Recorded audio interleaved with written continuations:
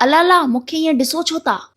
क्या आपने कभी सोचा है हम सिंधीज एक दिन में अल्लाह वर्ड का कितनी बार यूज करते हैं? ये अल्लाह वर्ड आया कहाँ से? क्या इसका रिलेशन अरेबिक में द ओनली गॉड जिन्हें अल्लाह मानते हैं उनसे है? आइए जानते हैं।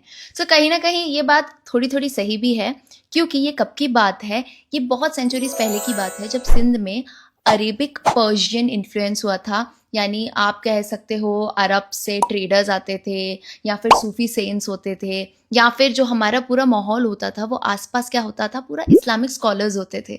तो क्या था ना, डेली लैंग्वेज में अल्लाह वर्ड काफ़ी यूज़ होने लगा था। लेकिन हम सिंधीज़ ने उसमें से ALLAH की जगह ALLA कर लिया, अल्लाह। यानी अच्छा का एक, ये आप कह सकते हो, रिप्लेसमेंट हो गया।